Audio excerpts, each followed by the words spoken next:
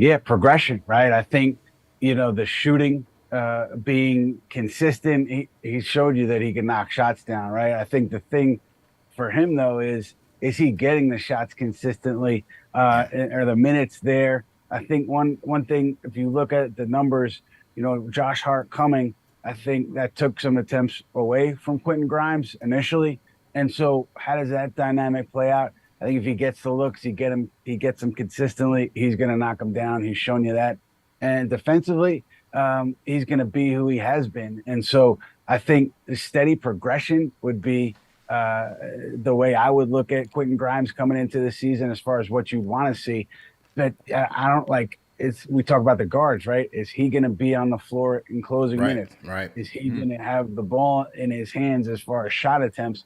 It's something that you watch night in and night out. And for a guy like Grimes, I think, getting those shots consistently is important. He's a shooter. You want to be in rhythm. So it's going to be interesting to see how often he gets the ball, how often he gets open looks beyond the perimeter. For Grimes, Ian, do you think he's going to be starting? Because I know that's been a big question amongst the fan base with Dante DiVincenzo coming here, especially Josh Hart and how he started in the playoffs last year. So, what do you think Grimes' outlook is for the starting rotation? I would assume that he'll be the starting he'll be in that starting five. I would Yeah. assume so because Thibodeau had so much success with that. Even with Hart coming on here, they had so much success with that lineup in particular, and Grimes playing that role. So I would assume he wouldn't change that. Maybe something happens over the course of training camp or the preseason where it leaves Thibodeau thinking differently. But I think if Grimes is healthy and he is producing the way we've seen him produce, he's going to be starting on opening night. I think defensively, there can be a leap. I think maybe he can. The Knicks used him with so much versatility defensively last year in terms of just the players that he was guarding, Yeah. right? Yeah. You look at those stats in terms of like how often you guard the other team's best player.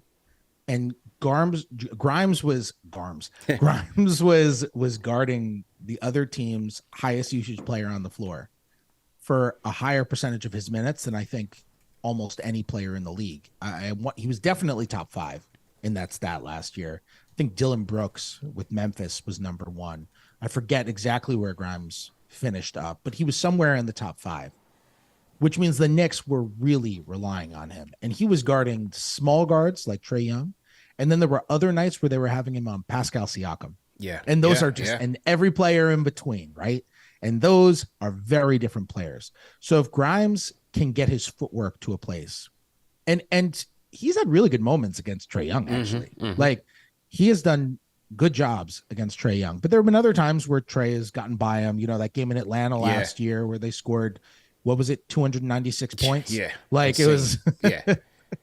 like Trae was getting by him. That was not a good defensive night. If Grimes can gain some consistency with his footwork against small guards, maybe navigating those ball screens and being able to stick in front of them, while also gaining some strength against the Siakams of the world, so that he can, like that night that Siakam went off against them, he was on Siakam for a little bit, and Siakam was getting to the rim a lot.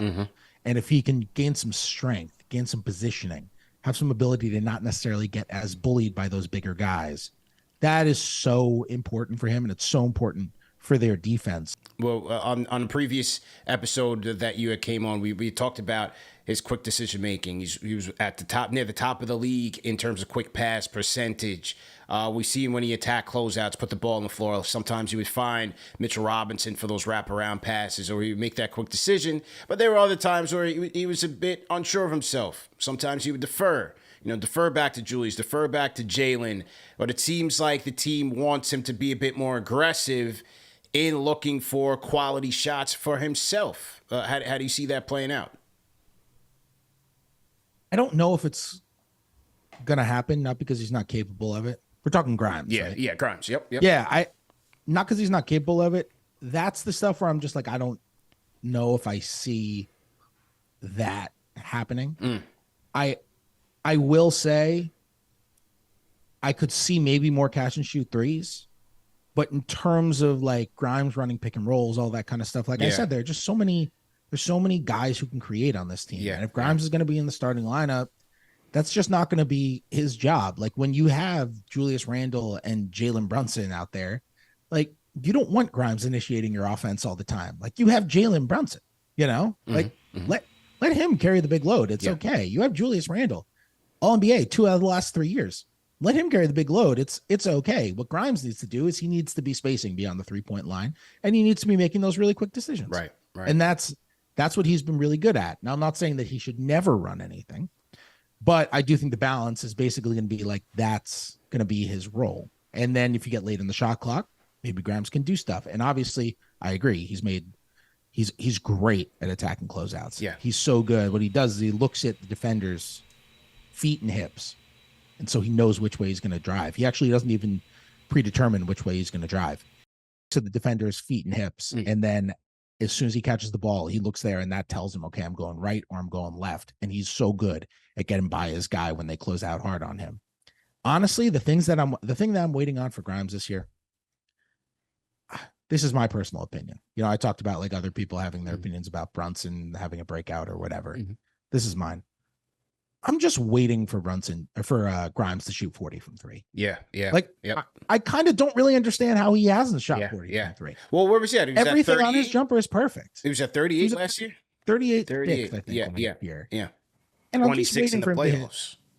Yeah, and he had a couple of cold streaks. Yeah. And he had some really huge hot streaks. Yeah, I mean, he went real cold in the playoffs. Like for as great as he was in game 5 of that Miami series, he missed a lot of open shots in that series. Yeah. And that was part of why Miami went to such an extreme strategy of helping off their perimeter shooters. Like it started because the Knicks don't have a lot of 3-point shooters, but it continued because the dudes who aren't 3-point shooters actually hit an even worse percentage than they normally do.